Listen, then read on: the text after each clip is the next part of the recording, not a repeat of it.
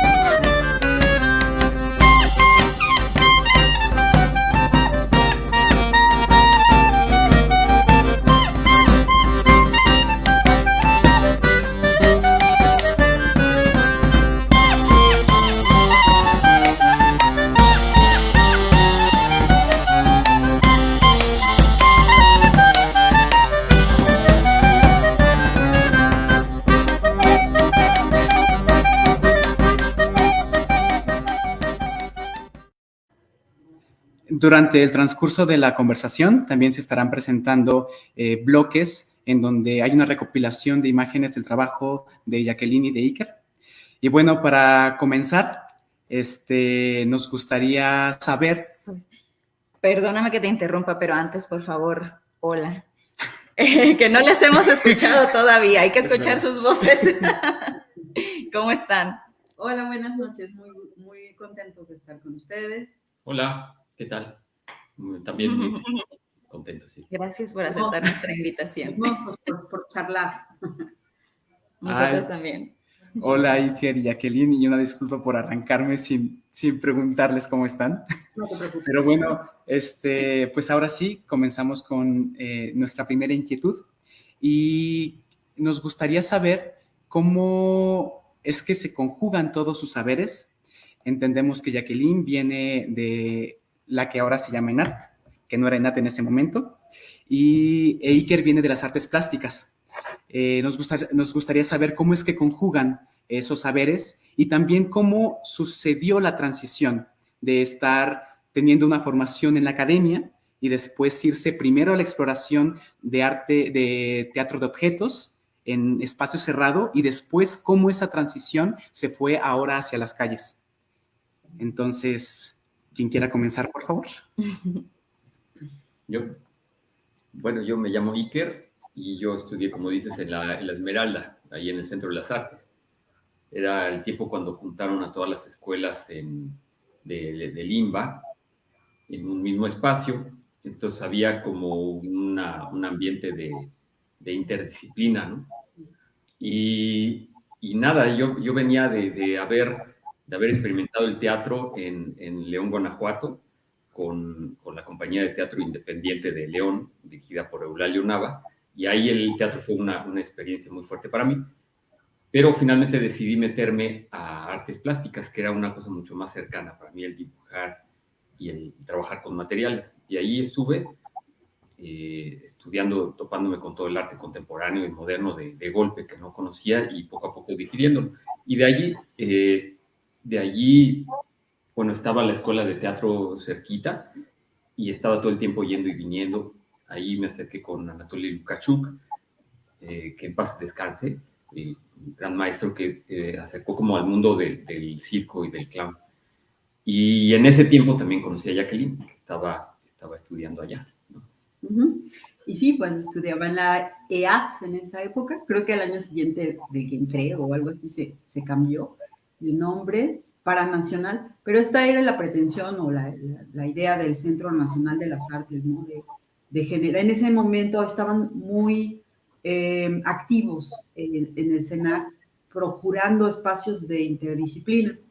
Entonces, como que las escuelas frecuentábamos a maestros de danza y en esas clases de interdisciplina conocías a otros artistas y a otros estudiantes o también artistas de diferentes áreas.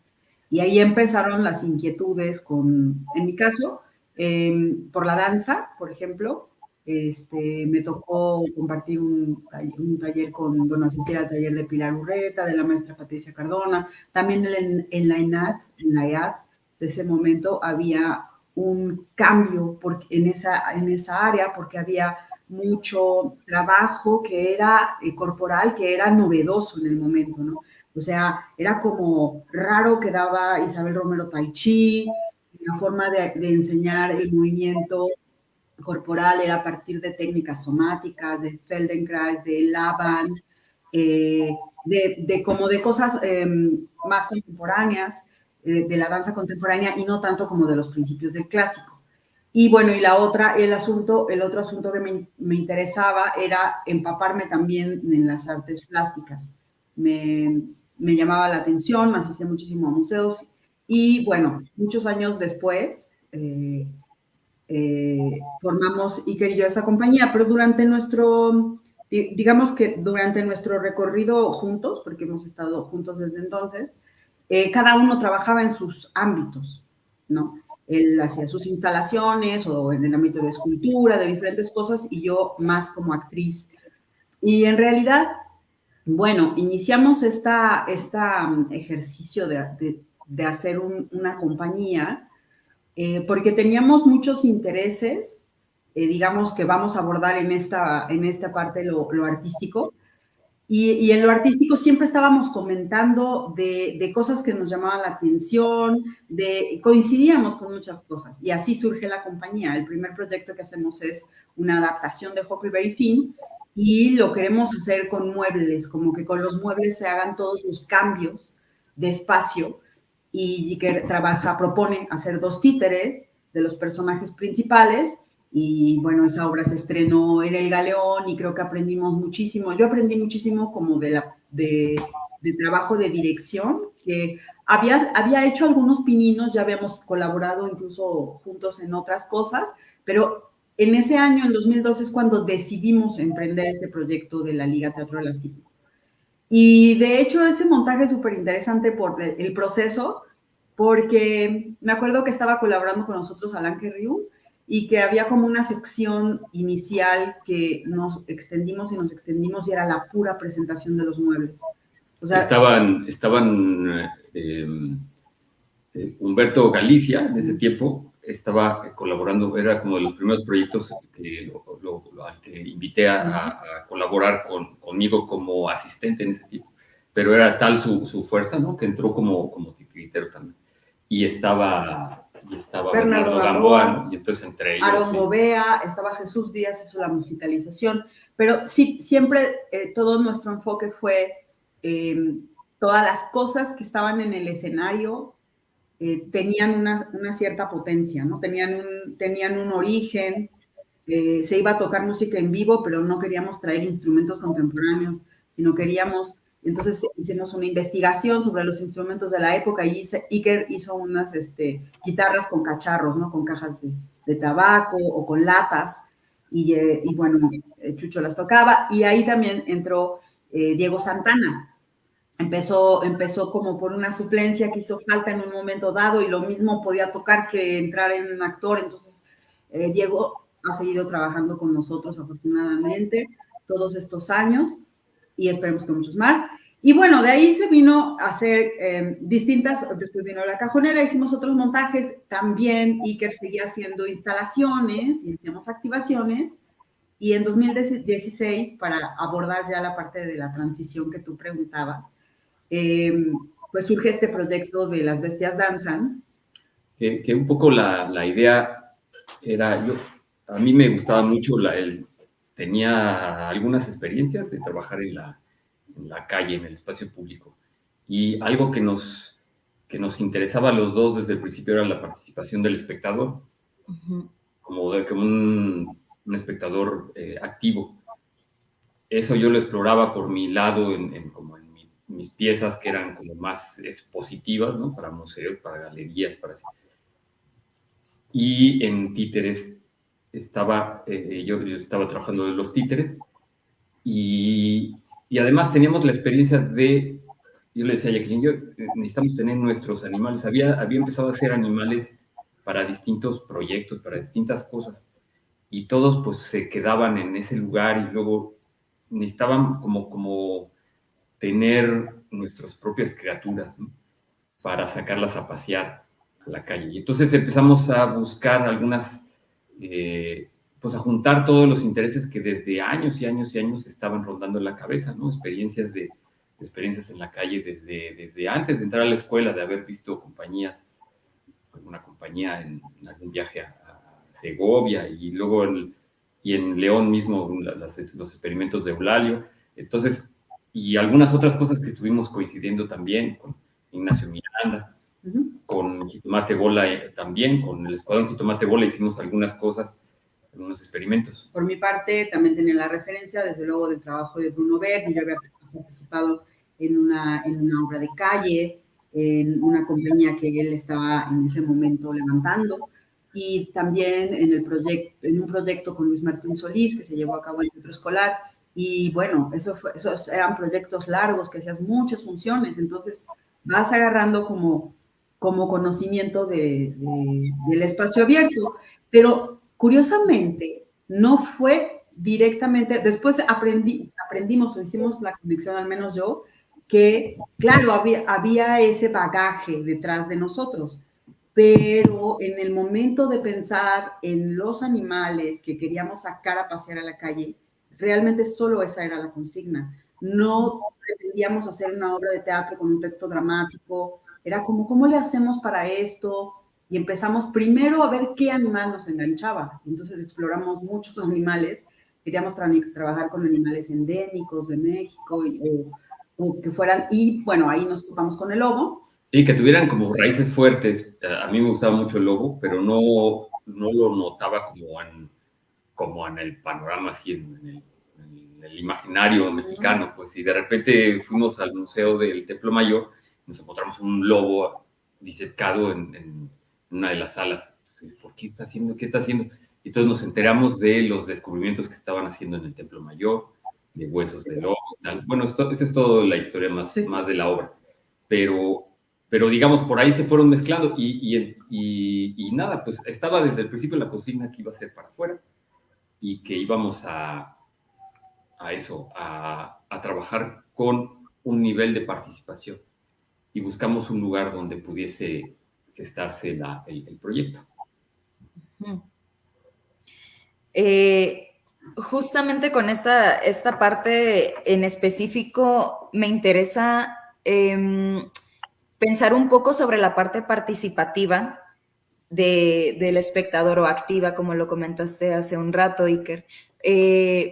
Yo creo concretamente como en qué consiste la parte activa del espectador en los espectáculos que ustedes proponen, ¿no? O sea, hay como que yo pienso en teatro de calle participativo y yo pienso que la participación como que podría entrar desde el mismo hecho de eso, de ser parte de una convención, de una cierta fantasía que se está generando, ¿no? Pero también sé que ustedes proponen talleres que hacen con infancias y quienes después participan con ustedes en el espectáculo. Entonces, como que me interesa o nos interesa saber en qué consiste la parte participativa que ustedes proponen en el tipo de teatro de calle que ustedes hacen. Y también un poco ya hablando de lo participativo, cómo funciona eso participativo incluso dentro de la compañía, porque son ustedes dos y son sus colaboradores y son un montón de gente y cómo funcionan ustedes desde dentro.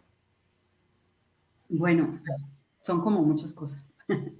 La primera lo que estabas diciendo de la participación y que para ti estaba como implícito, yo estoy de acuerdo contigo. Porque el teatro, entonces yo no, más bien pensaría, claro, porque el teatro se conforma de los actores y de la gente, y actrices, y la gente el espectador, ¿no? O sea, el espectador es a partir de ahí que nace pues la poiesis, ¿no? Y el punto creo que a mí me interesaba en particular no era tanto como propiciar un espectáculo participativo. Lo que siempre me interesó es pensar y hacer como muchos intentos de concebir, de incluir al espectador. O sea, de hacer muy consciente que lo que tú estás haciendo es porque finalmente vendrá alguien a verlo. Y pensar en el espectador de qué manera, ¿no? O sea, como hacerse preguntas alrededor de cómo es tu relación con el espectador como artista escénico. Esa era más bien como, en mi caso, mi inquietud. Y nosotros teníamos, por ejemplo, algo que nos ligaba, que nos interesaba, que era todos los lenguajes digamos, de los géneros menores del teatro, ¿no? La máscara, el clown, los títeres, que todo el tiempo trabajan la triangulación con el espectador, que no hay cuarta pared, que siempre hay un rebote con el espectador todo el tiempo. Y tú trabajas y cuando el trabajo es cada vez más fino, es casi puedes llegar sin nada y trabajas con lo que te da el espectador. Entonces eso era una referencia importante, además de otras cosas. Sí. Y bueno, pensando en el espectador, me gusta mucho cómo lo concibe en algún momento Dubati, el doctor Dubati, porque él habla de que incluso los propios actores, actrices, somos expectantes también. Que tú puedes estar en un cierto nivel y que entonces empiezas a ver aquello, y es verdad. O sea, de repente tú estás haciendo tu trabajo en un segundo plano y tú estás en un estado en el que estás percibiendo muchas cosas y te vuelves expectante también de quien tiene en ese momento el foco, ¿no? Y entonces, pues esto me lleva a justo confirmar que estoy totalmente de acuerdo contigo de que el teatro de por sí ya es participativo, o sea, asistir a un evento y observarlo, estás implicándote tu cuerpo, tus emociones, tu pensamiento en cualquier caso en el que esté pasándote lo que estás viendo, ¿no? Lo que sea que estés sintiendo, tú estás ahí implicado, ¿no? Incluso puedes tener resistencia y puedes decir, bueno, no, ahora voy a ver mi celular porque hay gente que lo hace, o ahora me voy al baño y yo regreso y tal, pero estás ahí participando de alguna manera, ¿no? También lo decía, me parece que es Huizinga, ¿no? Johann Huizinga cuando hablaba en el libro de Homo Ludens, en el juego todo mundo tiene un rol, incluso los aguafiestas, ¿no? Entonces, vemos espectadores que a veces somos aguafiestas y nos salimos, ¿no? Y están los tramposos, y todo el mundo juega, pero estás ahí. Entonces, todo el mundo tiene una participación en el hecho teatral, eso es seguro. Y luego había una cosa que no solo había referencias teatrales, sino recuerdo que Jacqueline ella sacó como un libro sobre arte participativo, era una chava que había hecho yo lo leí. Sí, tú lo leíste, yo no lo leí. Que había hecho como una... diciendo que yo lo había sacado, y yo dije, caray, ya no, publico. tú lo leíste, pero que hacía como toda una sistematización, pues como un listado de posibilidades para incluir al público en la pieza. Y entonces más desde el happening, desde el arte participativo, y entonces estaba el taller, estaban dinámicas guiadas, estaban diferentes cosas, ¿no? Entonces de ahí también obviamente había como esas referencias del happening y del performance, ¿no? Y también hay una cosita por ahí que creo que es importante resaltar, porque sí nos marcó. Nosotros en los 90 vivimos un auge, tanto en las artes visuales como en el teatro, de una tendencia en donde podía llegar muy fuerte a yo voy a hacer mi rollo y a mí me importa un carajo lo que a ustedes les esté pasando, porque lo que estoy yo haciendo es súper importante y me va la vida en ello y tal, ¿no? Y está bueno, pero sí nos tocó vivenciar en eso un exceso. Y yo decía, todo esto está bien padre, el planteamiento estético, muchas cosas con las que yo compartía, ¿no? Todo el fundamento teórico y todo eso, pero no me gustaba que fuera que el otro no te importa. Sí me gusta, o sea, el otro que te viene a ver, ¿no? O que consideraran que el público era estúpido, o que consideraran que el público, ¿me entiendes? Como una serie de, yo creo que sí, para mí el público merece absolutamente todo mi respeto, y sí me gusta que lo que hacemos es porque estamos preparando que va a venir. Entonces hay guiños y hay invitación a que formen parte de. Y aparte hay una cosa práctica que nos interesaba, que nosotros queríamos viajar. Con este proyecto de Las Bestias queríamos hacer un proyecto práctico, que pudiéramos hacer una cosa, que pudiéramos intervenir el espacio público, que lo pudiéramos llevar a muchos lugares, con el mínimo equipo posible. Bueno, ¿cómo le hacíamos? Entonces, bueno, poco a poco se fue decidiendo que eran 5 lobos y un venado, después de mucho, eso sobre la marcha, no en el proyecto que metimos a distintos lados, sino en el camino.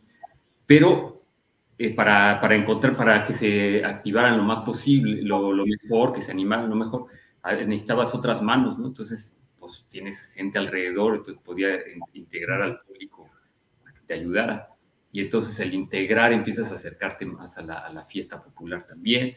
Entonces eso era una cosa que nos interesaba. Entonces se fue, al salir a la calle, empiezan a jugarse las leyes de la calle también. Y esas leyes son muy diversas, pero en esas incluyen la lógica del peatón que anda ahí, la lógica de la ciudad, la lógica de la plaza, de los coches, de todo, y entonces jugar con eso era importante, como tener los mayores aliados posibles. Y además había como donde les interesaba el proyecto, lo que necesitaban ellos también era un taller para niños, un taller de verano. Y nosotros hemos trabajado con niños mucho tiempo y decíamos, eso está increíble, porque podemos hacer pues un montón pueden venir con nosotros un montón de niños, ¿no? Un montón de cachorrillos. Pero ¿cómo los agregamos? Y entonces empezamos a descubrir cómo íbamos mezclando. Y como hicimos la investigación, fue muy, muy rica la investigación que hicimos alrededor del lobo. Fue tan rica, nos topamos con gente muy, muy, muy interesante, desde la antropología, de la biología, nos encontramos la importancia del lobo mexicano como tal. Todo ese material era como un material que necesitábamos compartir en algún lado y no hacer una obra didáctica, sino eso podía pasar fácilmente en un taller. Además que en un taller donde podías compartir las cosas de las artes y podías hacer máscaras, podías hacer coreografías, hacer todo. Entonces se fue conjuntando todo eso y entonces de repente ya tenías una troupe así muy entusiasta de chamacos que íbamos a sacarlos a la calle. y a la hora de sacarlos a la calle, bueno, eso ya es otro tema, pero se volvió una cosa muy interesante políticamente para los niños y las niñas estar afuera, disfrazados y jugando y gritando consignas animalescas y cantando. Y eso pues era muy poderoso, pues, y entonces eso empezó a darle fuerza al espectáculo también, ¿no? Entonces ya se volvió, como dicen, o sea, nosotros estamos aquí hablando, pero las obras que presentamos son el conjunto de un montón de esfuerzos y de energías para empezar, nuestros compañeros, actores, titiriteros, músicos, todo. Y bueno, y todos los niños y luego el público, ¿no? Uh-huh. Sí, y bueno, a mí me gustaría agregar sobre la participación en específico en Bestias Danzan. En ese montaje hay como varios niveles de participación. Como el más próximo es digamos, en cuanto al espectador, ¿no? El nivel más próximo es los niños que asisten previamente al taller. Y así lo decidimos, creo que Iker ya explicó esa sección, pero yo podría decir que ahí había descubrimos un asunto, nos enganchamos con este asunto de la observación de los animales y la observación de la naturaleza y lo que esto nos enseñaba. Y aunque yo considero que ya las figuras escultóricas, marionéticas de Iker ya contienen ese saber, en todos estos espacios que se llenan, que se vacían, en esta extrañeza del espectador, de verlo de lejos y creer que está vivo, pero al mismo tiempo darse cuenta que no, porque están viendo el fierro. En eso está cargado como esta vinculación para mí con la lógica de la naturaleza, ¿no? Porque ahí la materia sigue estando en proceso, ¿no? En alguna etapa de su existir. Pero sí, era muy importante, se volvió muy importante poderlo transmitir de primera mano a un primer bloque cercano, como si fuera, digamos, circulitos que se van haciendo excéntricos, ¿no? Entonces esos niños y niñas y niñes son los que vienen al taller y los primeros que reciben como esta información, que les compartimos, pero que ellos también nos comparten, porque ellos ya están, tienen mucho conocimiento y tienen su propio punto de vista sobre este tema. Entonces, lo que hacemos es intercambiar información, nosotros les proyectamos un video, hacemos cosas con ellos y los invitamos a formar parte de nuestra manada. Luego hay otro círculo alrededor de estas infancias que vienen a ser las madres y los padres que van a venir a acompañarnos, porque vienen sus cuidadores, ¿no? Y cuidadoras que van a acompañarnos en la procesión.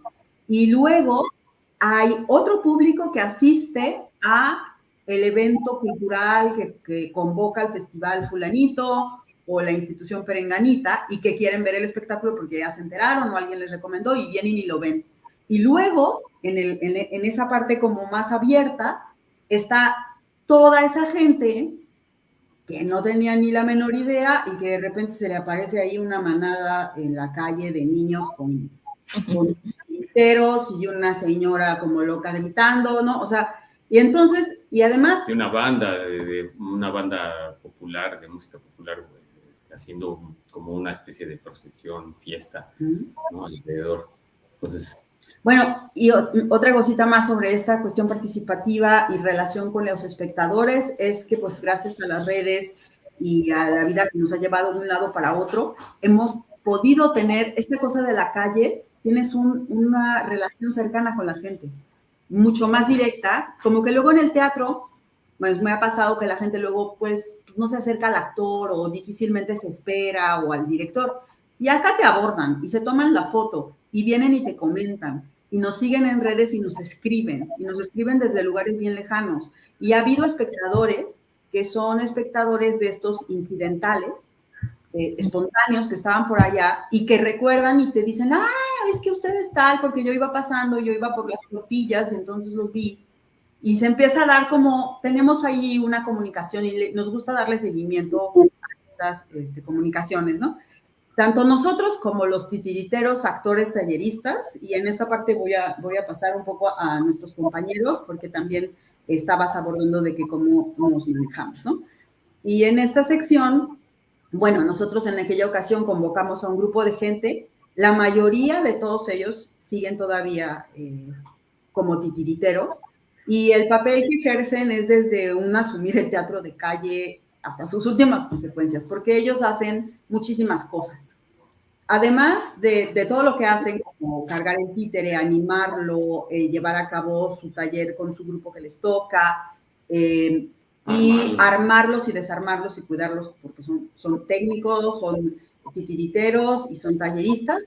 Además, ellos han participado a lo largo de estos años creativamente en la transformación que ha habido de la incipiente Bestias Danza que se presentó en Exteresa hasta lo que hemos construido hoy en día. Entonces, todos ellos han aportado cosas que a veces nos han encantado y que se han quedado, o que se han quedado porque se han quedado, lo empezaron a hacer y luego nunca más lo pudimos dejar de hacer, ¿no? O sea, se ha ido enriqueciendo y nosotros estamos ahí, pues sí, conteniendo y de repente diciendo, bueno, esto sí, no, por favor, porque pienso que tal y tal, y lo discutimos, pero ha sido muy enriquecedor todo lo que ellos han hecho. Y por mencionar algunas cosas, pensaría, bueno, una vez teníamos nosotros la consigna de no tener una banda. Al principio no la teníamos una cuestión. Se llama el sigiloso conjuro de los salvajes. Entonces yo lo que le proponía a Jacqueline era hacer, yo en ese tiempo que estaba cerca como la improvisación sonora que hacía Fernando Vigueras en ese momento, y lo invitamos a él. Y entonces él hizo todo un trabajo con los niños, con instrumentos que hicimos en el taller y todo, para hacer sonidos en la calle. Y él dirigía esa improvisación sonora.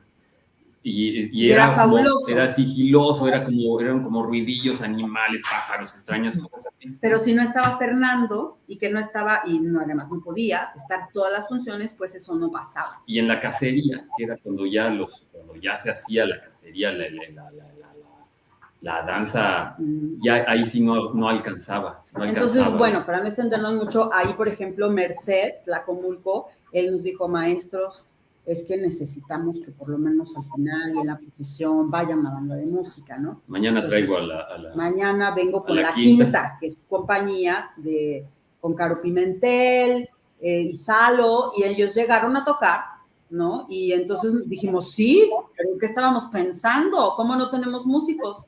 Se acercaba la gente diciendo, ¿y ustedes de qué región de México son? ¿O qué grupo étnico? ¿Cuál es este rollo? Porque sonaba como una cosa así, venido de una tradición, y pues, perdón. Entonces, esa fue una etapa. La otra etapa es que dijimos, no podemos atenernos, porque estaba apenas empezando el proyecto, a que ahora 5 músicos, o 4 músicos, o cuántos, y va a aumentar mucho. Entonces, la propuesta fue que hiciéramos como una escaleta de qué necesitábamos en qué secciones, abrevar de la música tradicional mexicana, de las fiestas de la calle, principalmente la oaxaqueña, pero también otras, y entonces propusimos que fueran las orquestas que eran locales. Entonces así podíamos viajar y llegar y decir en San Luis Potosí, pues tocamos con una banda de San Luis, y en Guadalajara con mariachi, y en el País Vasco con el, ¿cómo se llama? La Triquitricha. Y entonces, y bueno, funcionó hasta que funcionó, luego fuimos ya armándolo de otra manera, pero un día llegamos y no llegaron los músicos. Y entonces, este impulso de no llegaron los músicos, pues nos lo aventamos así, al público no sabe nada, ¿no? Pero ahí, y me acuerdo perfecto que Daniel Loyola venía con su jaranita en el avión de regreso y decía, él estaba así como de, pero no puede ser que no tengan, vamos a hacer un son de los lobitos.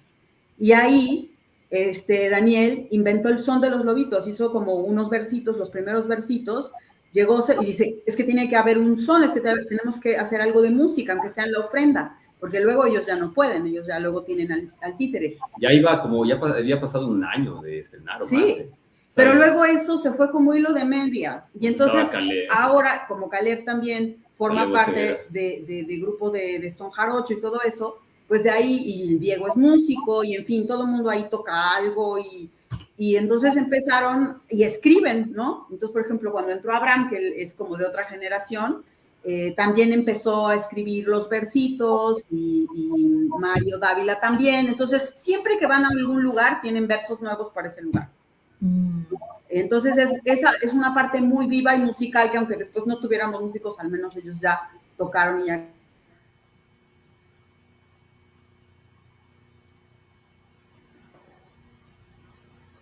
Hola, aquí un pequeño problema técnico que seguramente está por resolverse muy pronto. No desesperen, querido público, por favor.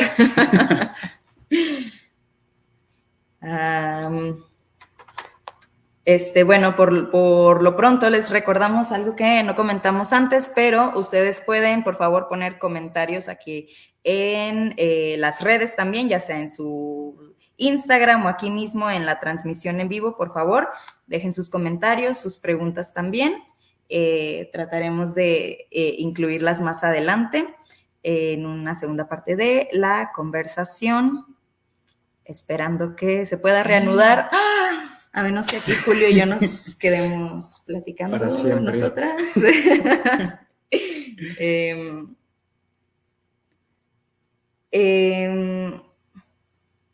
Pues por mientras... Pues podemos hablar un poco de lo que han estado comentando. Claro. Bueno, también una cosa que se nos olvidó mencionar es que durante este fin de semana, en la página de la Cátedra Bergman, les invitamos a que vertieran sus inquietudes para también tener un espacio pues bastante amplio para conversar también con quien tenga alguna inquietud.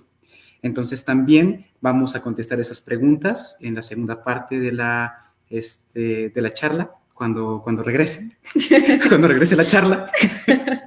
Pero bueno, habrá también algunas preguntas que se repiten, entonces tal vez no pongamos todas, pero sí las que sean un poco distintas a lo que pues hemos estado platicando. Sí, también una parte que nos pareció importante, porque... si no nos siguen desde hace tiempo, esta es una dinámica que probamos nueva con esta primera conversación del año, justamente a partir de pensar sobre la parte participativa, ¿no? Algo que Jacqueline e Iker nos comentaban que les era importante es que en esta conversación que tuviéramos hoy pudieran ustedes también como personas interesadas en hablar con ellas, pudieran tener una parte más presente de la conversación. Es por eso que ahora inauguramos esta parte de la cajita de preguntas y pues esperamos que sí puedan tener parte de la conversación de hoy. Estamos tratando de resolverlo, nos estamos comunicando con Jacqueline e Iker y bueno, eso, no desesperen, por favor. Por mientras, podemos platicar de lo que ya hablamos con ellas la vez pasada que nos vimos, porque una parte de tener estas conversaciones de las que ustedes son testigos es todo un proceso previo de preparación. Entonces, nosotras ya tuvimos algunas conversaciones con Jacqueline y con Iker acerca de los temas que nos interesaba tocar, acerca de nuestro interés por tener esta charla. Y nosotros les hablábamos, por ejemplo, de cómo para Julio y para mí es importante y es especial estar aquí, porque nosotras como estudiantes del CUT, que todavía no egresamos, tenemos una experiencia reciente haciendo teatro en la calle. Entonces, pequeña. Una muy pequeñísima experiencia. Entonces, bueno, les compartíamos un poco, pues, de cómo fue para nosotras tener esa experiencia por primera vez, encontrarnos con esos públicos. Y una cosa que a mí me pareció muy importante, fue que nosotras les compartíamos, ¿no? Que fue muy impactante recibir de manera tan clara, tan concreta y tan directa las reacciones, de pronto pensamientos también del público o de los espectadores. Por ejemplo, hablando de lo que hace un momento comentaban, ¿no? Los espectadores incidentales, personas que no sabían que el espectáculo iba a suceder y de pronto llegan y en nuestra experiencia ver cómo algunas de esas personas, espectadores incidentales, les encanta el espectáculo o deciden pararse e irse, quizás porque lo odiaron o quizás porque tienen otra cosa que hacer, no hay cómo saberlo, pero también lo que eso provoca en nosotras como, como artistas, ¿no? Como las personas que lo estamos haciendo. ¡Hola! Hola. ¡Qué bueno que regresaron! Hola, pues estábamos hablando un poquito sobre nuestras impresiones, en lo que regresaban, que bueno que ya todo se pudo resolver, un poco de nuestras impresiones que tuvimos durante esta charla y también durante la previa, cuando ya habíamos platicado, compartíamos un poco nuestra experiencia haciendo en estas pequeñas 6 funciones que tuvimos haciendo teatro de calle, y también pues algo que creo que va vinculado con la siguiente pregunta. Escuché muchas veces decir de ustedes, hablar sobre regresar a los orígenes, sobre todo cuando hablaba Siker de el lobo mexicano, por ejemplo, pero también me hace pensar en que el tipo de teatro en la calle, en contacto con la gente, el tipo de material que se utiliza también, que no es tan común ver, o sea, que son marionetas, que está esta unión de varios saberes puestos ahí, pues también me hacen pensar en ciertos orígenes. Ya la vez pasada nos comentaba Jacqueline, y ahora te hacemos saber que tuvimos un mismo maestro en común, Rodolfo, y él nos hablaba que él veía 2 grandes vertientes en el teatro. Una era como lo ritual y otro lo festivo.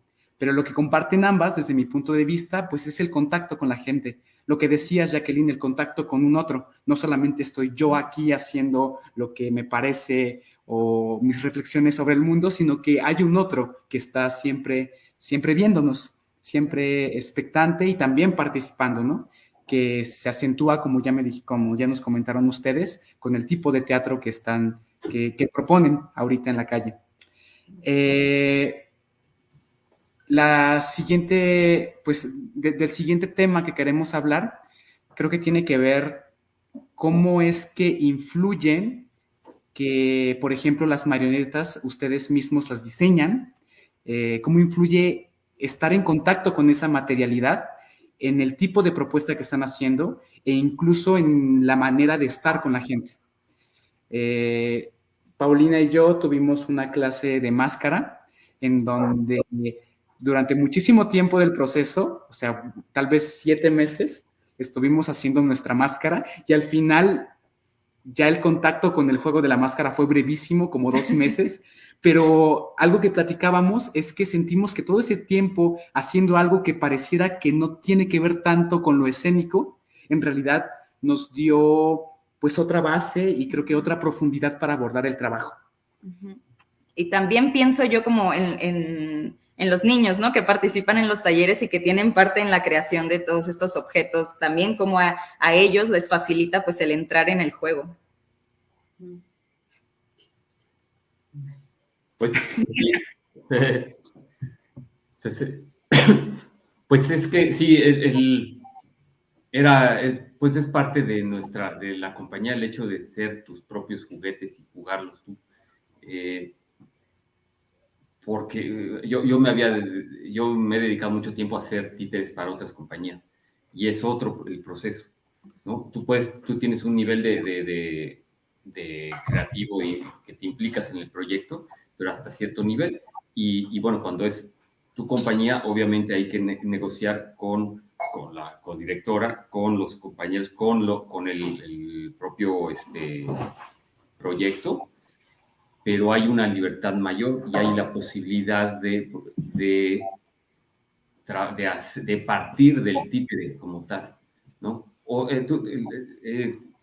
puede partir de muchas cosas, ¿no? Del texto, o de una improvisación, o de una historia, o del títere como tal, del material, o de una sensación, lo que sea. Entonces, eso es lo que uno de los intereses de nosotros era eso, poder que la propia dramaturgia viene del mono, ¿no? De la construcción. Y estos títeres tienen son hijos de otros títeres y de otros y de otros y de otros. O de otros objetos. O de otros objetos. De instrumentos. Exacto. Y entonces son parte de un proceso que se ha ido dando poquito a poco y que ha ido haciendo que sean lo que son. Y en particular en mi caso ha habido como un proceso ahí al principio yo hacía construcciones que se desbarataban, ¿no? Me gustaba utilizar lo que tenía yo alrededor todo el tiempo, ¿no? La escuela era como muy dada, muy punk, por decirlo así, mi aproximación a la construcción, al gesto, el gesto me gusta mucho.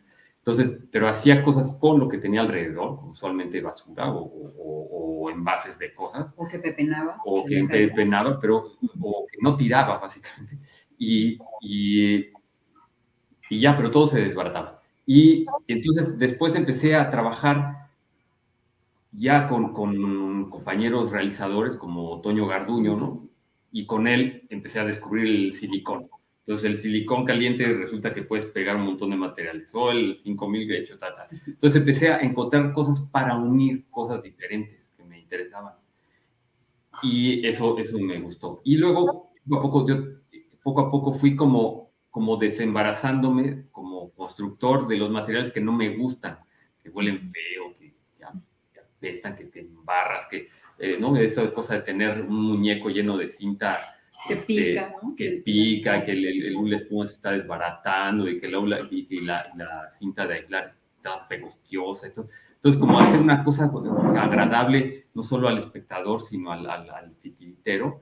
Y de repente, poco a poco, nos fuimos acercando, y eso también en base a las colaboraciones y al trabajo en conjunto, en particular con Beto, con Humberto Galicia, ¿no? El encontrarnos, pues aprendimos el uno del otro un montón.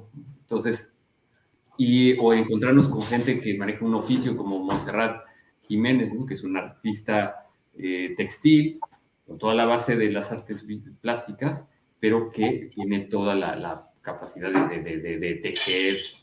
Entonces, a la hora de encontrarnos, uno va aprendiendo, y empecé, en mi caso, como a valorar las cosas bien hechas, o las cosas que están bien agarradas, bien amarradas, bien cuidadas, que le inviertes un rato.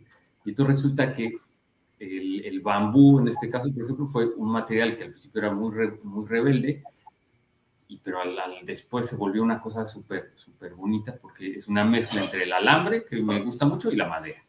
Entonces puedes dibujar en el espacio con él, y el bambú en sí mismo es bonito. Entonces empiezas a componer, se vuelven unas composiciones espaciales los títeres. Y es como si hicieras un instrumento musical, es como si fueras un laudero que haces un instrumento musical, pero que no sabes, ni siquiera tú sabes cómo tocarlo. Entonces lo haces, y entonces ya dices, tienes muchas ideas, ¿no? Y dices, va a pasar. Y luego ya estamos ahí, ya llegamos los actores y estamos un buen rato, ¿no? Así nos pasó con Joco. Sí. Viendo qué es lo que la marioneta te va enseñando a cómo va a animarse, ¿no? Porque la marioneta es un cruce de oficios muy, muy bonitos. O sea, tú puedes abordar a la marioneta como a partir de cierto manual de cómo hacer títeres. Pero ese manual es uno entre muchas cosas. Tú la puedes tomar como más cercana a la máquina, o más cercana al maniquí, o más cercana al autómata, o a los títeres, o a la escultura moderna, ¿no? O a la instalación. Entonces, o al instrumento musical. Entonces eso hace que se vuelva una especie de experimentación muy, muy agradable. Y ya, bueno, se vuelve así. Me gustaría sumar que estas marionetas, en especial las bestias, son como, vienen de tu idea, de tu impulso de hacer estos animales, y como diseñador, pero también como construyes, pues estás ahí diseñando, construyendo, como en un diálogo de construyes, pero rediseñas otra vez, porque te vas descubriendo cosas, los límites que te va dando el material, pero luego está también muy cargada de las otras manos que vienen y colaboran, ¿no? En este caso, y el pensamiento, ¿no? De los demás colaboradores. Son unas marionetas que queremos mucho por eso, ¿no? Está Monse, siempre que salimos vemos que está Monse ahí, está Beto ahí, están los que hicieron también pequeñas cosas, ¿no? Como Ana, como Caleb, como Sí, sí. Y luego las pruebas para ver, o sea, las hacemos si queremos que se mueva de determinada manera, que las patas, por ejemplo, fue un trabajo que tardamos, o sea, ya estaba estrenada y seguíamos haciendo pruebas de patas y patas, porque la idea era cómo activarla. Habíamos decidido que las patas las iban a activar los niños, y entonces encontramos una manera súper precisa y muy bonita, pero era aburridísima y cansada, ¿no? Y entonces los niños se quedaban así, y las patas de luego quedaban todos no funcionaban. Entonces encontramos otra que era Jacqueline dijo, déjale sin nada de control. Entonces era mucho más libre para los titiriteros, ¿no? Pero todavía yo necesitaba que hubiese cierto acento en algunas cosas. Entonces, pues ahí experimentamos otras cosas, entonces más de poleas, más de cosas, y hasta que salió un sistemilla que pueden animar los niños, o a veces dejarlo. Entonces, así un poco, ¿no? Se fueron dando. Es como tienes el laboratorio ahí y lo puedes seguir haciendo, y es una obra que la puedes seguir cambiando durante los años, ¿no? Eso no lo puedes hacer en el trabajo con otra compañía, a menos de que ya seas parte de esa compañía, ¿no? Eso, ya me perdí de qué hora. Yo voy a sumar ahora una cosa bien pragmática. Todo este trabajo que Iker lleva haciendo por años es sorprendente y es muy estimulante, pero es terriblemente problemático si estás acostumbrado a que, bueno, te tiene que llegar el prop, ¿no? O tu escenografía y tiene que funcionar y abrir y cerrar y no se mueve la boca y tal. Esto va a ocasionar problemas siempre, y también cuando empezamos a colaborar con la gente se los decimos. A la hora, casi siempre empezamos a colaborar a través de talleres, entonces nos van conociendo y van aprendiendo de los títeres, ¿no?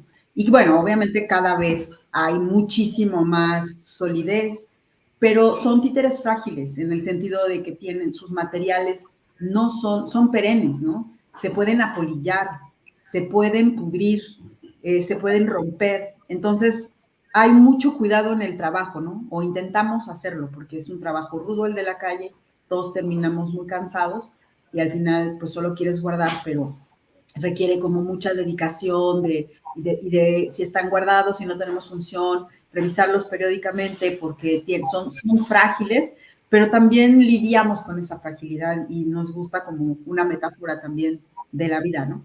No, y al mismo tiempo sí son súper resistentes, la verdad, han durado un montón. O sea, sí necesitan mantenimiento. No, sí, sí aguantan. Las dos cosas, pues, creo que es importante, todo el tiempo son las dos cosas. Yo lo digo pensando como en un títere, ¿sabes? De látex, sí. De acero, o sea, como de esta cosa que, pues, vaya, te va a durar muchos años y le vas dando su chaineada, ¿no? O sea, aquí de repente las fibras, pues, sí, son frágiles, los huesos se rompen, ¿no? Hay que tener su mantenimiento. Sí, pero lo que fue apareciendo, un poco regresando a esta cosa de los orígenes que decías, es que por la decisión como estética de dejar de lado, no totalmente, porque hay muchas cuerdas de plástico y muchas cosas así, pero ir dejando como material básico la espuma, las espumas, los plásticos, los materiales más plásticos en el sentido más como obedientes, o sea, que están estandarizados y están hechos para que tú hagas con ellos lo que tú quieras, y todos son parejitos, así. Los materiales que cada vez me gustan más son todo el tiempo son diferentes, tienes que dialogar con ellos, pero ese diálogo te da otra belleza, y le empieza a cargar de la fuerza de estos seres de donde vienen. O sea, vienen los bambús que cortábamos en el jardín de la mamá de Noemí Espinosa, ¿no? O las pieles de cabra que vienen de la granja del Carmen, ¿no? Que nosotros mismos limpiamos y olía horrible, pero empieza a... Eso es la vida de estos bichos sigue allí en otro se transforma, nivel. ¿no? Nada se crea ni se destruye, solo se transforma. Es lindo ahora escuchar esto último que hablan sobre, bueno, Estaba más bien como haciendo una reflexión entre esto que comentan sobre el mantenimiento que debe tener el títere o de pronto adaptarse o transformar ciertos elementos con el tiempo o con, en este caso, quienes intervienen como los niños, pero pienso también en la relación que existe entre eso y el espacio público mismo, pues, o sea, como un espacio abierto, cómo estar en la calle te puede implicar una necesidad de transformar o adaptar ciertas cuestiones de tu espectáculo, pues dependiendo de las condiciones y sorpresas que pueden presentarse, ¿no? En la calle. Solamente pensaba en hacía esta relación entre, bueno, el objeto y el espacio. Y me gustaría compartirles un comentario, pregunta del público también. Nos la deja Jaber Nahual o Jaber Nahual. Dice, no he tenido la suerte de ver el espectáculo de Las Bestias Danzan en vivo, pero por imágenes he visto un gran realismo y un poder latente en la marioneta. Son impresionantes. En su construcción usan materiales orgánicos como pieles reales, trabajo con cráneos y huesos materiales que en sí abren cuestionamientos importantes. ¿Podrían hablar de su proceso plástico y simbólico? Y bueno, también aprovecho para leer un segundo comentario de Margarita Romero, que dice, yo vi en persona el espectáculo de Cuando las Bestias Danzan en mi ciudad. También me pude escabullir a donde habían dejado las marionetas y son impresionantes. ¿Quieres que hable de eso, de los materiales? Pues eso, un poco lo que habíamos dicho. Es un trabajo de respeto de diálogo con lo que estás allí, lo que tienes allí. Y es un trabajo que implica violencia, una violencia que tienes que cortar un bambú y ese bambú se va a morir. Y tienes que usar una piel de un cabrito que estaba vivo y lo mataron para cocinarlo y esa piel o se la comen los perros o se seca o la agarras tú y la limpias con días y días de trabajo y está así. Y entonces de repente eso forma parte, o sea, como que los oficios te acercas desde pues de estas cosas citadinas de uno, poco a poco se va acercando a viejos oficios y vas aprendiendo como un amor a la materia y una escucha a la materia que todo el tiempo es una tensión porque yo todo el tiempo peleo con eso, pues soy muy desastroso, entonces se me rompen muchas cosas, se me desgastan muy rápidamente, entonces tal vez por eso busco como el hecho de cuidar, de hacer cada vez más que estén cuidadosos y de repente, ¡pum!, le doy un tostón y ya se rompió toda la estructura.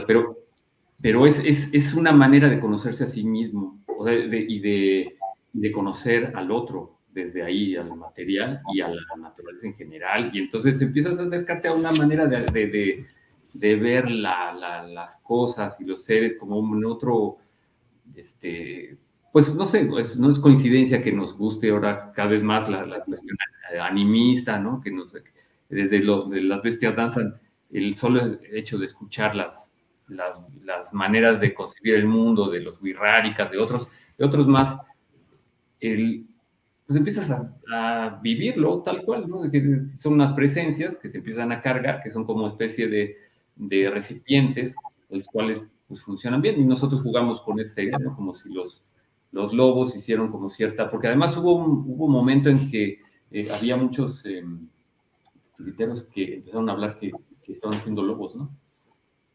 Entonces, como si hubiese una confabulación de lobos que querían cierto carcasas, porque pues como ya casi no había 3 o 4 lobos mexicanos, bueno, unos cuantos, pero todos en zoológicos, necesitaban como algo con qué pasear y darse una vuelta, ¿no? Entonces es como si nosotros ya les hicimos ahí una armadurita para que entren, se paseen y luego vuelvan a salir. Sí, bueno, creo que hay una ola ahora cada vez más evidente de muchos trabajos artísticos que están inspirándose en la naturaleza. Creo que cada vez más y más, ¿no? Me parece que cuando nosotros emprendimos esto no era tan evidente, al menos en nuestro entorno, pero sí que teníamos desde luego la referencia de las compañías como Handspring Puppet Company, o desde luego, ¿cómo se llama? Bread and Puppet. Bread and Puppet, ¿no? Pues es así. Que ellos están directamente en el campo y son súper radicales con sus prácticas y sus formas de trabajo, ¿no? Súper aislados como de todo el contexto, pues, liberal, realmente, ¿no? Quería yo solo, pues nada más subrayar esta acento que hay en el trabajo de material en la compañía, de que sí parte claramente de un principio de recuperación. Al menos las piezas claves o fundamentales son materiales, son cosas, objetos pepenados. Es como esta idea de mirar al objeto y encontrarle algo significativo. Bueno, creo que Iker ya se expandió mucho, bastante sobre eso, pero solo quería como ligarlo sí, creo que es un principio de recuperación y que empieza desde hace mucho tiempo en el arte, ¿no? Desde mediados del siglo pasado se empieza a dar como eso, o sea, después de las guerras, ¿no? Empieza a ver como todo este auge, principalmente en las artes plásticas, pero también en el teatro, y sí, creo que ahí hay un fundamento de conciencia material principalmente, ¿no? De esta relación que dice Iker, inmediata, cercana, con el material, con el contenido, con la carga que tiene, y un respeto por ello también, porque ¿no? Nosotros no se nos da como decir, vamos a ir a comprar no sé cuántos, no sé, metros de, cómo se diga, la madera, o sea, sí también hacemos ese ejercicio cuando es necesario, pero como que sí hay un cuidado de cuando es necesario. Y bueno, creo que por ahí va un poco la línea. Bueno, creo que es momento también de pasar a las preguntas del público para que pues aprovechar el tiempo, es poquito tiempo el que tenemos. Y vamos antes a poner, bueno, a presentar un video de justamente de Las Bestias Danzan. Entonces, durará un poquito tiempo este video y después ya pasamos a este segundo bloque de las preguntas. Vamos al video, por favor. Ahí.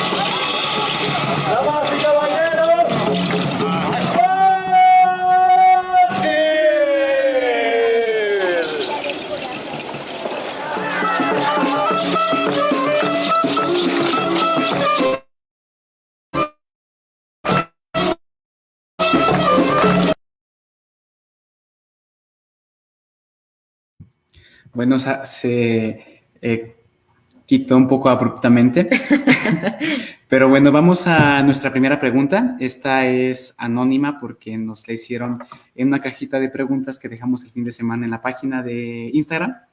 Pero bueno, nos preguntan, ¿qué permite la calle que no permite el escenario en el desarrollo de una poética?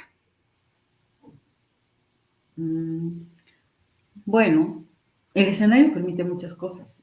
Yo no crean que estoy como de partida de por uno o por otro. Pero lo que a mí me ha enseñado trabajar en la calle, pues una es, bueno, pensaría en dos importantes. Una de la que hablé ya antes, que era como estas capas de públicos, que de repente puedes acceder a público que en su vida había ido al teatro o interesarse por eso, o por la escultura, o por la marioneta, y de pronto lo recibe, y de pronto puedes tener por ahí un gancho con ellos, ¿no? Eso es muy bonito. Y luego es toda la espontaneidad que puede ir desde estos encuentros hasta los accidentes, o sea, o las cosas que no, me refiero a accidentes de cosas inesperadas, ¿no? Las cosas que, porque pues, no, allá tú llegas y resulta que había un señor de hot dogs que siempre se ponía ahí, o un vagabundo que, ¿no? Una vez se nos pegó un vagabundo a cantarnos una canción pop que nos hizo reír mucho, ¿no? Y o sea, eventualidades que pasan así o reacciones que tiene la gente y que entonces hay mucha más interacción y además es en una libertad porque las secciones también dan para que un momento sea muy interactivo, ¿no? Haya mucha fluidez, hay el momento de la procesión, ¿no? Porque deambulación, digamos, sería como ir sin un rumbo, y entonces normalmente nosotros ya atrás, eso sí lo hacíamos al principio, salíamos a deambular por las calles y medio también el tiempo era más aleatorio, pero ahora ya tenemos como que un recorrido, casi siempre lo delimitamos aproximadamente, pero en ese trayecto hay mucha interacción, mucha espontaneidad, los chavos improvisan todo lo que pueden y juegan todo lo que pueden, y eso me parece que no necesariamente, bueno, que se propicia en la calle, ¿no? Seguramente también se podrá en el teatro, pero acá con esa espontaneidad propia de que está lo inesperado en la calle, ¿no? Y los espacios, pues tienes que jugar con el espacio, o sea, como darte cuenta qué está proponiendo el espacio como tal, arquitectónico, de la manera en que se mueve la gente, de dónde está la luz, todo eso, y jugar a que juegue a tu favor y no en contra, ¿no? Y cuando juega a tu favor puede ser muy poderoso, como puede ser en contra también. Entonces, pues eso es algo que está ahí, porque lo que busca el teatro y con mucha razón, o sea, con un alivio es que todo esté controlado. Y entonces afuera no está todo controlado. Pero entonces cuando no está todo controlado y funciona, pues se vuelve doblemente poderoso. Uh-huh. Pero con el riesgo de que no siempre va a funcionar. Uh-huh. Sí. Uh-huh. Por ejemplo, puede llover y entonces tienes que encontrar la manera de resolverlo, ¿no? Más o menos sabes, o sea, nosotros tenemos que prever las condiciones del clima, de repente vamos a lugares en donde hace muchísimo frío y tenemos que siempre diseñar una estrategia para que se pueda dar, pero aquí en México lo que más nos ha pasado en relación a eso es, por ejemplo, una lluvia. Y esa lluvia nos permitió continuar, hicimos una pausa y la gente se quedó y pudimos continuar, ¿no? Pero bueno, pero siempre hay algo que cambia, ¿no? Uh-huh. Y te digo, y sabes, son las mismas leyes con las cuales batalla la manifestación política, o las procesiones religiosas, o las fiestas en la calle. Entonces de ahí puedes aprender mucho de eso. Y también, y eso te conecta también, la gente se conecta desde esa parte también, cuando resuelves con alguna estrategia que viene de alguna de estos otros lados. Uh-huh. También otra vez hago la relación entre el diálogo que existe entre intérprete y objeto y pues el diálogo con las condiciones reales del espacio, ¿no? O sea, cómo mediar, no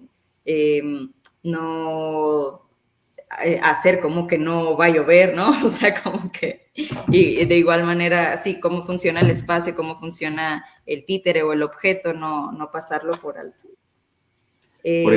Por ejemplo, en Irapuato estábamos presentando burros y había un reloj que cada 20 minutos, una cosa así, tocaba La Llorona. Pero duro, duro, así, pum, pum, pum. Y entonces logramos que tocara nada más, pero siempre caía en alguna, bueno, no siempre, tuvimos una función, pero había que saber qué iba a venir y cómo le das foco a ese, o lo juegas, o los músicos empezaban a tocar ya esa rola. Entonces, pues sí es una cosa que viene. O si pasa el avión, si tú le das el foco al avión, en vez de tenerlo en contra, lo tienes a favor. Sí. Cosas así. Y además ahí cambia mucho Burros, porque Burros sí tiene otra lógica tanto espacial como de lenguaje teatral. Por ejemplo, Las Bestias está enfocado en lo que para mí es una triangulación entre el titiritero, el marionetista, su marioneta y el público. Hay esta sinergia para un lado o para el otro.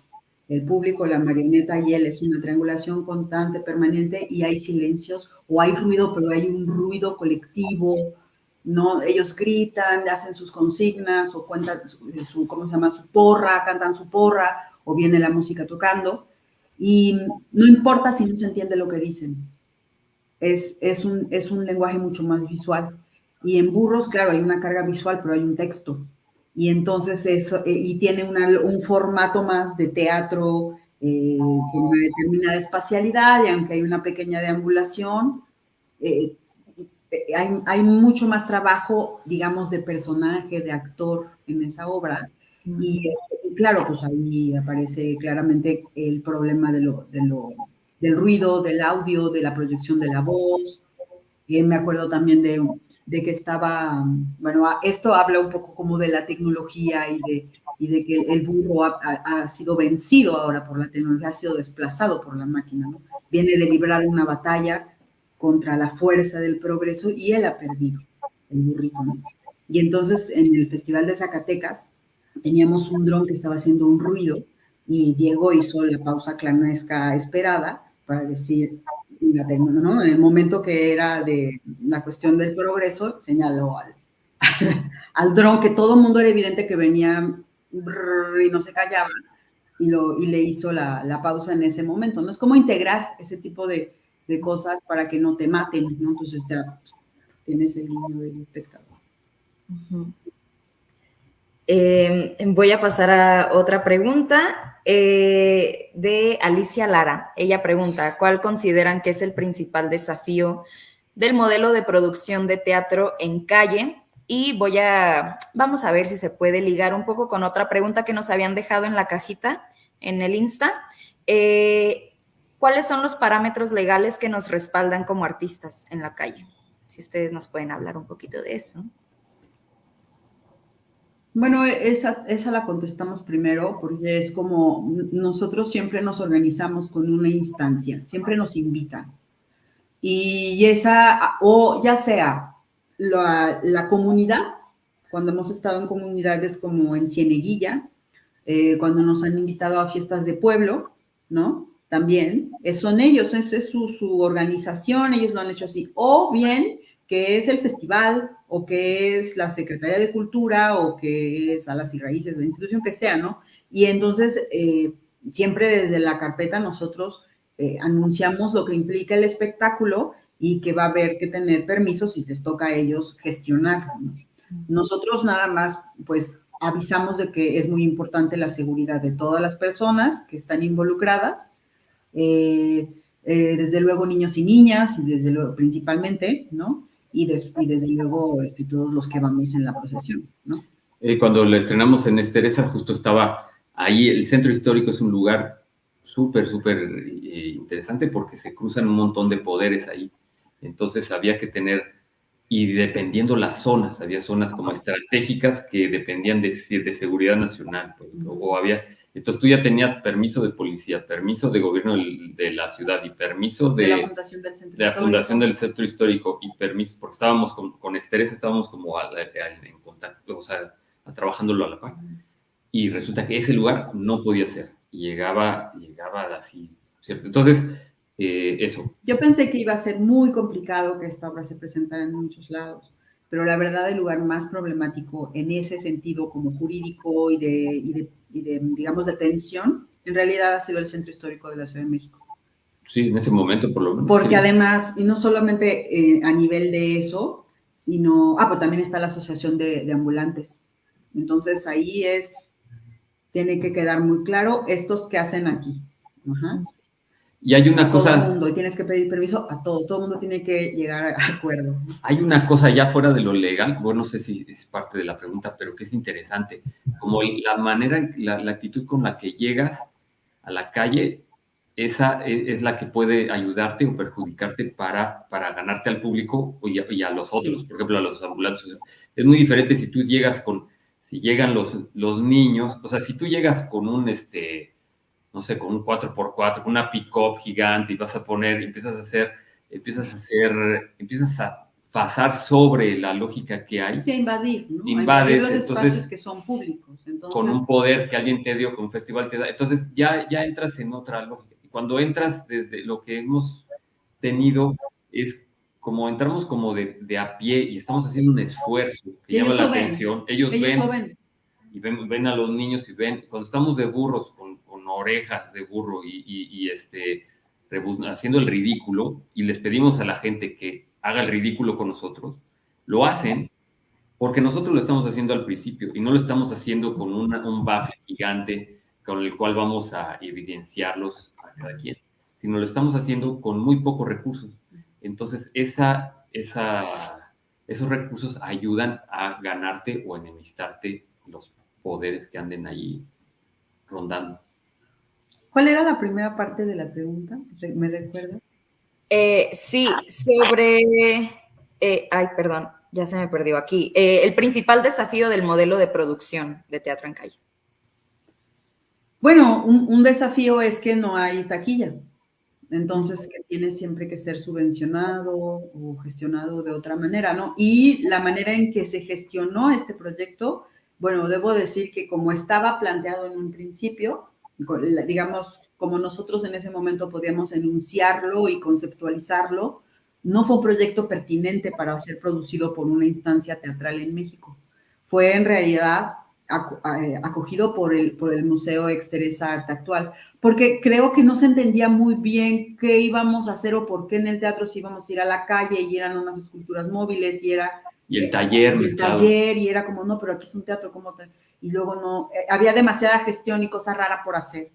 Y justo fue muy buena mancuerna que llegáramos a esa residencia en Exteresa porque estuvimos un mes en el museo y había, todo fue, todo cayó como en gracia, porque fue la última parte del periodo de construcción que se hizo a vistas al público. Entonces todo era parte de la residencia y todo era expositivo. O sea, la gente podía entrar y ver cómo estaban construyendo un fragmento de una patita o qué sé yo, ¿no? Uh-huh. Y cuestión de producción, pues tiene que ser muy práctico. O sea, los títeres lo compramos primero la caja antes de empezarlos a construir y entonces tenían que caber todo, cada títer tenía que caber en la caja, tenía que pesar 23 kilos la combinación de todo para que pudiese viajar. Y entonces, porque habíamos tenido experiencias de títeres muy bonitos que se destruyen porque no tienes cómo desarmarlo. Entonces tienes que hacer muchas cosas desarmables, tienes que optar por la superproducción, ¿no? Y hacer la machine, ¿no? Y hacer unos mega títeres gigantescos, o Bread and Puppet, que también hace unos títeres gigantescos, pero que tiene una granja donde guardarlos y que organiza toda una compañía, toda una lógica de voluntarios que los van a mover.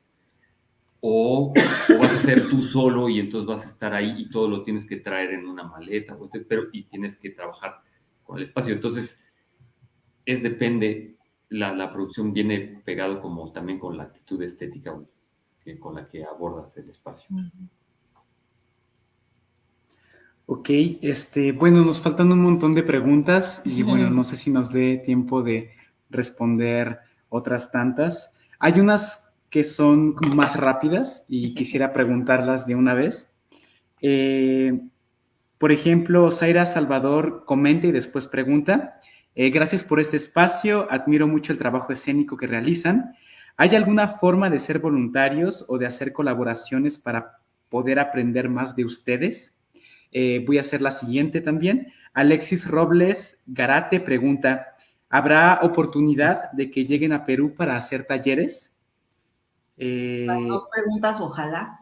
Sí.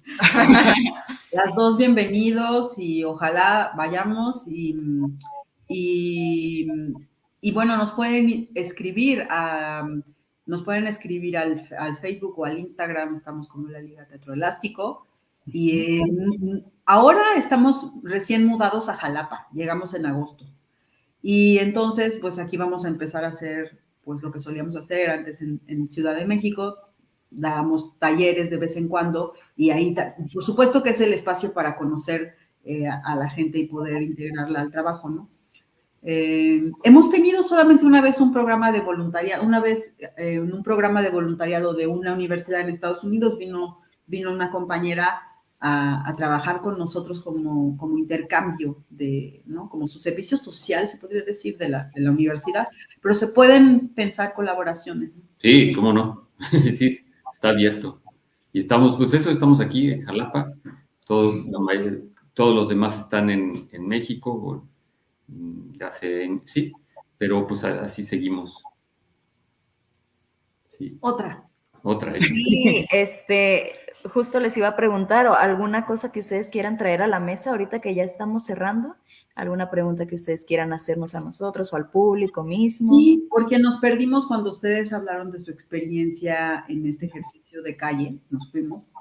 Y entonces, bueno, quisiera como un poco también cerrar con eso, porque de la sesión pasada, cuando hablamos con ustedes y que nos lo contaron, justo nos parecía eso muy interesante, ¿no? Habíamos comentado que qué bueno que el impulso de ustedes para hablar con nosotros fue a partir de esa experiencia que tuvieron, me imagino que con unos compañeros del CUT, ¿no?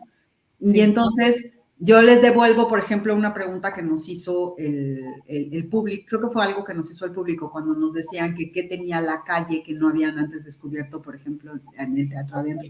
Esta experiencia que ustedes tuvieron para ustedes, ¿qué fue lo que les sorprendió o les pareció excepcional de la calle? Sí, creo que creo que lo que más me gustó también y sorprendió es que el contacto era directo con personas también que no están tal vez acostumbradas a ir a un recinto teatral y que no tienen como los modales de ir al teatro. Entonces creo que de las cosas más bellas de esa experiencia y en general del teatro de calle es la honestidad que tiene el público para pasar y quedarse o para pasar e irse. Y creo que eso me gusta mucho porque creo que, pues al menos en la escuela en donde estudiamos siempre se habla de verdad, de honestidad y de estas cosas, pero también pareciera que, pues como actores no podemos permitir que al público no le guste algo o no podemos permitir que reaccione con sinceridad cuando pues lo que estamos viviendo aquí adentro nos implica, ¿no? O es algo muy profundo para quienes estamos digamos, en el escenario, ¿no?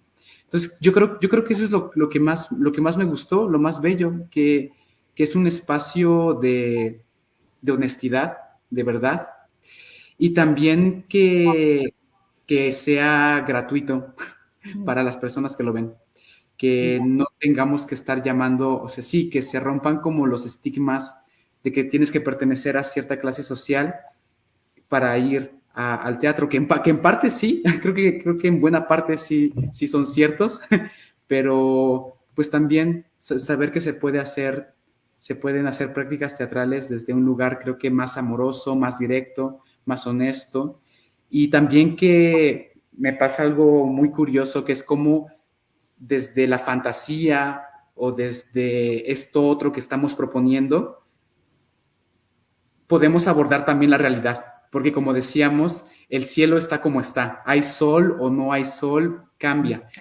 Hay eclipse, que nos tocó en nuestro estreno un eclipse, o puede haber lluvia, ¿no? O sea, hay como una realidad que está muy presente, que no podemos salir de ahí, pero al mismo tiempo también estamos proponiendo una fantasía. Yo también agregaría eso, la manera de reentender, diré, mi cuerpo ahí en ese escenario que se vuelve tal vez sin límites, lo diré. O sea, hablábamos de eso también, Julio y yo, la vez pasada, antes de platicar con ustedes, como la forma en la que se redimensiona no solamente un espectáculo cuando estás en la calle, sino también mi propio cuerpo, ¿no? Como intérprete, y mi voz ya no necesita llegar a la pared de enfrente, sino pues hasta el cielo, lo puedo pensar si quiero, ¿no? Yo creo que eso fue una de las cosas más importantes para mí, sobre las que más también puse mi atención cuando estuvimos ahí. O sea, cómo me comporto distinto cuando estoy ahí haciendo el mismo texto que hice en un espacio cerrado, pero esta vez hay una cosa que es distinta, que quizás tendrá que ser más grande o más pausada, o tal vez es más importante ahora como la forma en la que lo pronuncio, siendo que en espacio cerrado, no sé, el énfasis estaba en otro lugar. Pero bueno, no sé, como esa reflexión sobre cómo transformó el cuerpo. Pues yo siento que el espacio público, bueno, también un teatro es un espacio público, pero digamos la calle, el espacio abierto, nos invita a un montón de posibilidades, ¿no? Estaba pensando en un taller que di hace poco en Campeche, y los grupos propusieron diversas formas de intervenir teatralmente el espacio, ¿no? Y todos los proyectos venían desde lugares súper distintos, ¿no? O sea, por ejemplo, unos aprovechaban todo un espacio de la muralla para hacer una coreografía, ¿no? Con todo un sentido que tenía, pero a lo que voy, más allá como del contenido de la coreografía, que era muy interesante y muy bello, ellos se apropiaron como de esa pared y de las candilejas naturales que ya tienen, ¿no? Y entonces se hicieron como un escenario en la calle, por ejemplo, ¿no? O había otras compañeras que se fueron al malecón a hacer un ejercicio poético de lanzar cosas al mar y de una conversación súper amorosa entre ellas dos que tenían como unas amigas, y todos los vendedores que estaban alrededor pues no pensaban que era teatro, ni que les iban a presentar una obra de teatro, ¿no? Sino como que espontáneamente se fueron dando cuenta que ahí estaba pasando algo. Y otros que quisieron entrar, por ejemplo, en un espacio súper lleno de gente, a tener como catarsis emocionales cada uno en diferente emoción. Y eso fue bien difícil.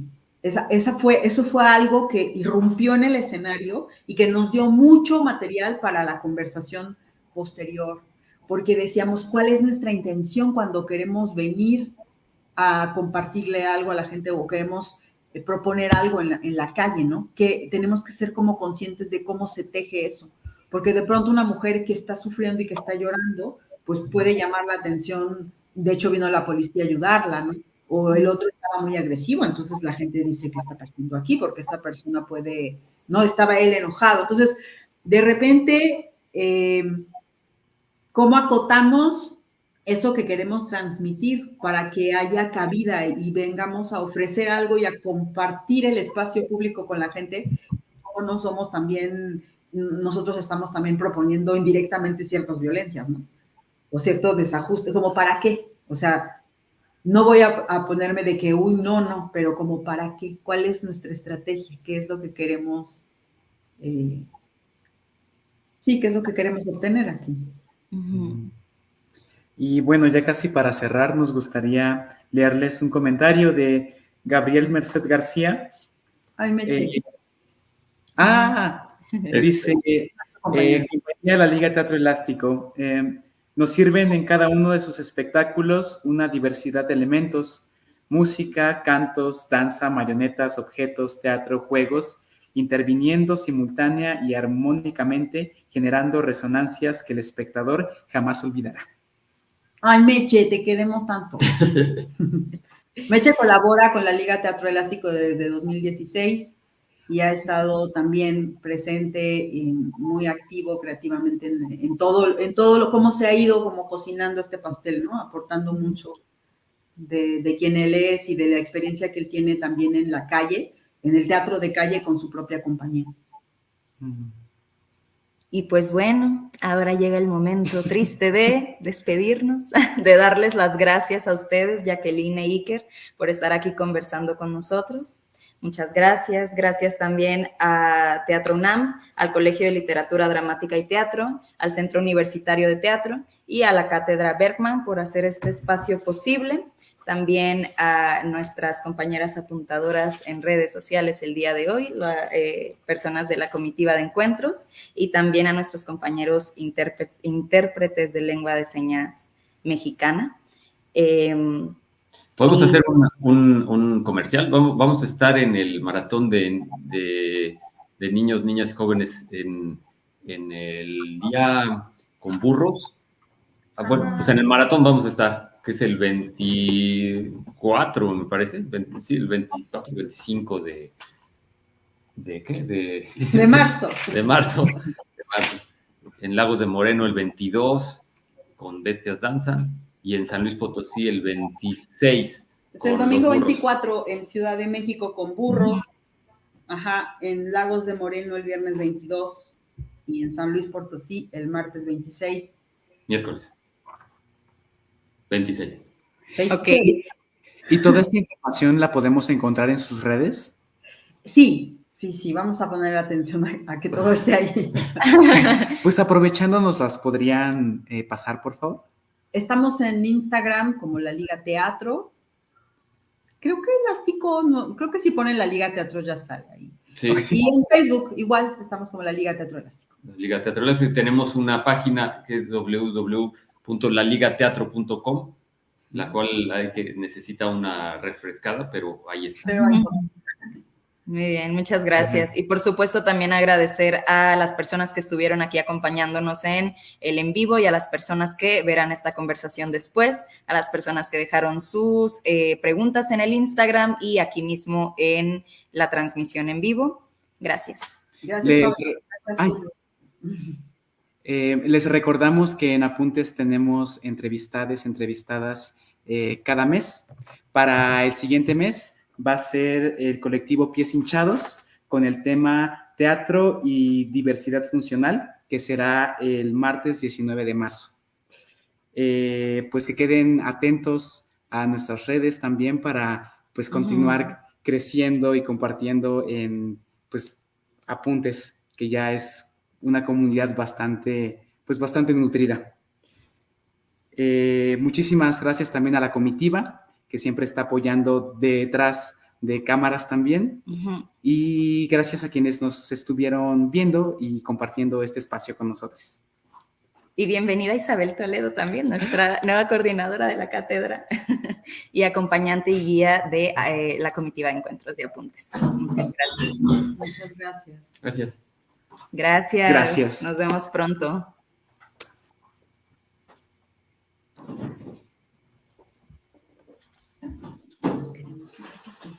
Ah, sí, cierto. Porfa.